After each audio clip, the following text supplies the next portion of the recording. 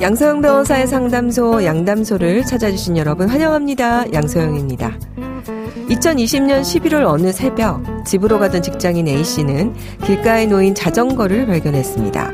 자전거 주인은 주변에 보이지 않았는데요. A씨는 자전거를 타고 그대로 집으로 향했습니다. 문제는 자전거를 애타게 찾고 있는 사람이 따로 있었다는 점입니다. 자신의 자전거를 잃어버린 진짜 주인, 초등학생 B군이었죠. 결국 A씨는 점유이탈물 횡령 혐의로 재판에 넘겨졌습니다. 어떻게 됐을까요? 법무법인 승인 양소영 변호사입니다. 네, 한 번쯤 이런 경험들 많이 있으실 거예요. 자전거를 이제 보통 전철역 주변이나 뭐 이렇게 두고 깜빡 가져오는 걸 잃어버렸는데 다시 갔더니 사라진 경우. 저도 그런 일이 한번 있었는데요. 자, 점유이탈물 횡령으로 재판에 넘겨졌는데 이거는 타인이 잃어버린 물건 등을 신고하지 않고 가져간 경우 성립하는 범죄입니다. 자전거를 타고 간 남성은 혹시 누군가 나타날까봐 10에서 20분 정도 그 자리에 기다려 봤지만 나타나지 않아서 주인이 없다고 판단해서 가져갔다라면서 억울함을 호소했습니다. 처음 자전거를 발견했을 때 체인도 빠져 있었고 자물쇠도 없었고 풀숲에 빠져서 제 기능이 불가능 상태였다라고도 주장을 했는데요. 하지만 A씨의 혐의는 유죄로 판단됐습니다. 벌금 30만 원이 선고됐군요. 재판부는 자물쇠가 잠겨져 있지 않은 상태였다고 하더라도 자물쇠와 함께 있는 자전거는 버려진 자전거로 보이진 않는다라고 지적을 했습니다. 자, 피해자는 시가 20만 원짜리 자전거를 2020년 6월 구매해서 분실 당시 자전거 상태가 많이 낫지 않았을 것으로 보인다라고 판단을 했습니다. 피고인의 주장을 믿을 수 없다고 봤군요. 자전거에 진흙을 닦고 체인을 다시 끼웠다는 피고인의 주장이 사실이라고 해도 그 사정만으로 자전거가 버려졌다고 보기는 어렵다고 설명을 했습니다. 프레임 안쪽 부분에 피해자 이름이 쓰여있던 점 등을 종합하면 피고인은 자전거가 미필적으로나마 누군가가 잃어버린 재물이란 점을 인식했을 것이다 라고 판단을 했고요. 그래서 점유이탈물 횡령의 고의를 인정할 수 있다고 판단을 했습니다. A씨는 1심 판결에 불복을 하고 항소를 한다는데요. 제가 보기에 1심 판결이 유지되지 않을까 싶네요.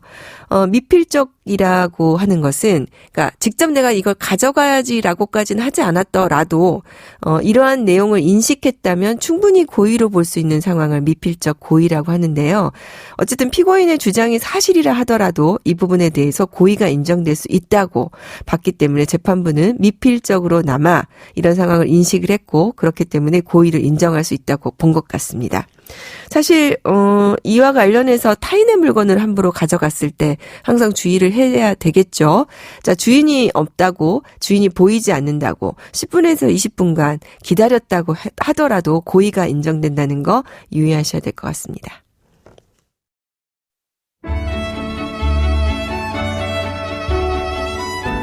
당신과 함께합니다. 양소영 변호사의 상담소. 가정폭력과 아동학대가 해마다 증가하고 있습니다. 특히 가족이라 숨기는 경우가 많아서 재발률도 높고 조기 발견도 어려운 범죄입니다. 가정폭력에 대해서 어떻게 대처해야 될지, 자, 오늘은 한국여성변호사회 아동청소년지원특별위원회 부위원장으로 계시는 배수진 변호사님 모시고 얘기 나눠보겠습니다. 변호사님 안녕하세요. 안녕하세요. 귀한 시간 내주셔서 변호사님 감사드리고요. 자, 오늘 가정폭력 얘기를 좀 나눠보려고 하는데 어떻게 사건을 많이 다뤄보셨을 것 같은데요. 어떤 특징이 있습니까? 네, 가정폭력 사건은 법조인으로서도 참 다루기 힘든 사건 중 하나입니다. 가정 내 이제 불미스러운 일이 반복되면 그 가정 내 구성원 사이에서는 늘상 있는 일이라고 여겨서 피해라고 인지하는 것도 좀 늦고요. 그리고 그 피해자라고 이제 인정을 하더라도 결국은 그 가정 내의 문제이기 때문에 원가정 복귀를 하게 될 경우도 있어서 또 단칼에 끊어내는 것이 사실 쉽지 않은 사건이다 보니까 피해가 반복되고 악화되는 그런 길로에 놓여 있는 경우에도 피해자를 구제하는 것이 또 쉽지 않은 일이라서요. 네. 네. 그리고 또 피해가 한 번만 발생했다고 신고하는 가족은 많지 않기 때문에 신고율도 좀 떨어지고요. 악순환이 이제 벌어지는 경우가 다반사입니다. 그러니까 저도 이제 가정폭력 상황에 놓여 있는 분들을 이제 이혼 관련해서 상담하면서 이제 뭐 이혼 사유를 얘기하시는데 뭐 폭력은 없어요라고 얘기를 하시는데 얘기를 듣다 보면 폭력이 있어요. 그러니까 우리 변호사님 말씀하신 대로 본인이 이게 너무 익숙해져 있어서 피해자가 그것을 폭력이라고 인식하지 못하는 경우도 있고 또 아이가 학대를 당하더라도 이게 이제 가정을 지켜야 된다는 것 때문에 또 이걸 은폐하는 경우도 있고 해서 또 그 체벌과 이것이 교육이 네. 이 기준에 대해서도 우리나라에서 아직까지 인식을 못하는 분들이 있어서 이 가정폭력 사건이 좀 어려운 것 같습니다. 배 변호사님은 어떤 사건이 가장 기억에 남으시나요? 제가 이제 수년 동안 그 가정 구성원 중에서 피해자인 그 아동이 네. 가정폭력, 아동학대, 성폭력 모두 이제 피해를 입었던 사건이 있었습니다. 네. 예, 피해자가 이제 미취학일 때부터 자신이 기억을 할 때부터 가정 구성원으로부터 폭행, 아동학대, 가정폭력, 뭐 성폭력 피해를 줄곧 입었기 때문에 그냥 우리 집에서는 늘상 일어나는 일이라고 생각해서 누군가에게 도움을 요청할 생각조차도 못했다고 합니다. 네. 중학교에 이제 입학하면서 아이가 크니까 부모님에 의한 가정폭력과 아동학대 등은 이제 조금 줄어들었는데요.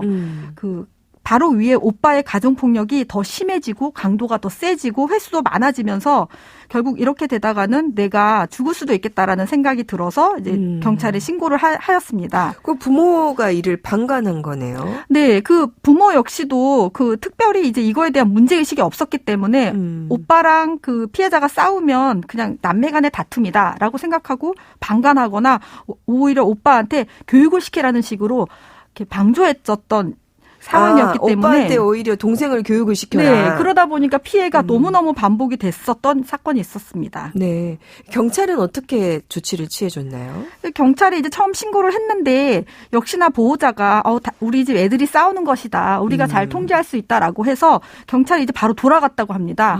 그러니까 이 피해자는 나는 집에서 이렇게 죽을 정도의 위협과 폭행을 당하고 있는데 경찰이 나를 도와주지 않는구나라고 이제 체념해서 그 이후에도 이제 한동안 또 피해가 이제 반복이 됐고 어느 날은 이제 너무 많이 맞아서 이제 기절하는 상태가 돼서 깨어나가지고 경찰에 이제 신고를 했는데 그제서야 이제 경찰이 와서는 여전히 보호자의 이야기를 들으면서 긴가민가 하면서도 피해자가 막 울부짖으니까 피해자 요청에 따라서 일단 피해자를 집에서 격리시켰습니다. 그러니까 그게 제일 중요한 거 아닙니까? 일단 네. 피해자를 격리를 시켜야 네네. 되는 것이.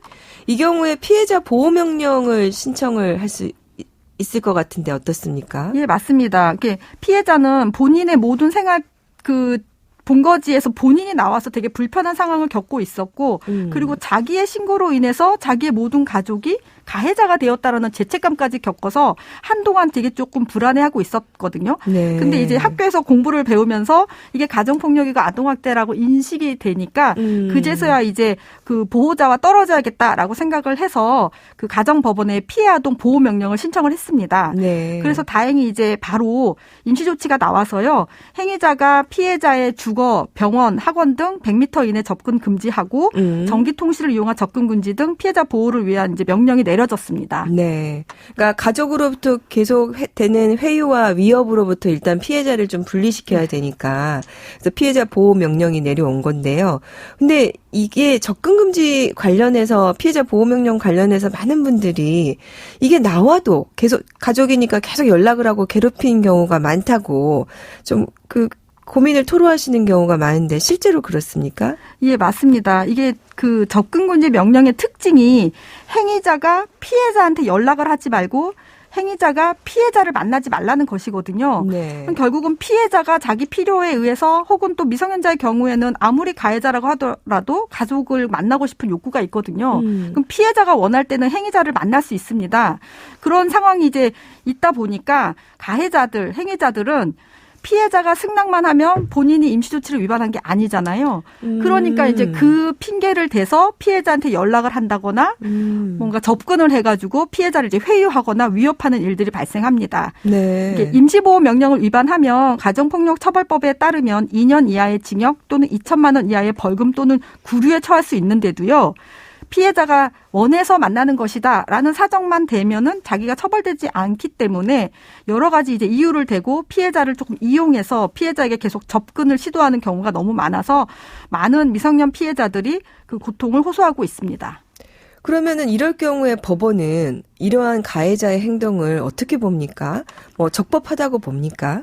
일단 이 임시보호명령이나 피해자보호명령 위반해서 경찰에 신고하더라도 그 방금 제가 말씀드린 것처럼 피해자가 원해서 연락했던 사정을 가지고 그 수사를 진행하기 때문에 사실 인정되는 게 쉽지는 않더라고요. 네. 그리고 특히 지금 현재 임시보호명령은 접근 금지와 전기통신을 이용한 금지를 주로 내용으로 하고 있기 때문에 만약에 편지를 제3자를 통해서 전달하는 경우에는 또 여기 위반에 해당하지도 않습니다.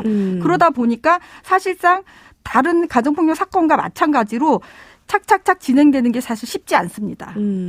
사실 이제 피해자 보호 명령을 통해서 이제 격리가 되면 일단은 그 가해 상황을 벗어날 수 있기는 한데 피해자가 미성년자인 경우에는 뭐 그걸로 인해서 약간 보복처럼 부모로부터 양육비도 못 받고 생활비를 못 받고 보호를 못 받지 않나 두려움이 있을 것 같아요.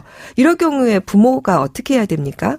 피해자 보호 명령이나 임시조치 보호 명령이 내려지면은 보호자는 이제 본인이 친권자로서의 모든 의무를 행하지 않아도 된다라고 생각하는 경향이 있습니다. 그러게요. 그리고 기존에는 일단은 피해자를 그 위험한 상황으로부터 분리하고 격리하는 데에 더 목적이 있었기 때문에 이 피해자가 자신의 일상을 살아가는 거에 대한 논의가 조금 많지는 않았거든요. 그렇지만 피해자 보호 명령을 받았다고 하더라도 부모는 여전히 그 미성년자인 자녀를 양육할 의무가 있습니다. 그러니까요. 네, 민법 925조의 3에 보면 친권의 상실 또는 일시 정지, 일부 제한 이런 경우에도 부모 자녀에 대한 권리와 의무는 변경되지 아니한다고 명시하고 있기 때문에 접근 금지 명령을 받더라도 그 미성년 자녀를 양육할 책임과 의무가 면제된다고 보지는 않습니다. 네. 또 가정폭력 처벌법에서도 행위자에게 보호처분을 선고할 때 법원이 직권이나 피해자의 신청에 의해서 부양료나 손해배상 금전을 지급하라는 배상명령을 내릴 수 있거든요. 네. 그러니까 결과적으로는 그 행위자가 피해자인 미성년 자녀에게 양육비를 계속 지급하여야 하고 그리고 부양 의무가 있는 친족이라면 부양료도 지급해야 하는 것입니다. 네. 우리 변호사님 말씀 들어보니까 가정폭력 피해자가 미성년일 경우에 특별히 정말 도움받을 곳이나 변호사가 필요하지 않을까 그런 생각이 듭니다. 자, 마지막으로 변호사님, 가정폭력에 힘들어하는 미성년자인 피해자에게 꼭 전하고 싶은 말이 있으시다면 간단히 좀 부탁드릴까요? 또 이 가정폭력 사건의 특징이 가정폭력 피해자가 울부짖지 않으면 아무도 들어주지 않거든요. 그 피해자가 처한 상황이 굉장히 고립되고 힘든 처지인데도 불구하고 두 가지를 모두 다 열심히 성실히 하고 있는 친구가 있어요. 네. 그 친구에게 제가 피해자 변호사로서 할 수 있는 일이 많지는 않지만 뭐든지 도울 수 있는 일을 하겠다라고 또 다짐도 한번 해봅니다. 네, 변호사님 말씀 드리니까 정말 애정이 많이 느껴지는데요. 자, 한국여성변호사회에서는요, 아동청소년지원특별위원회를 만들어서 이렇게 도움이 필요한 분들에게 도움을 좀 드리고 있으니까요. 그런 부분도 많은 분들 좀 알고 계셨으면 좋겠습니다. 양서영 변호사의 상담소 양담소는 내일 또 문을 엽니다. 끝곡 노을에 함께 들려드릴게요. 양서영이었습니다.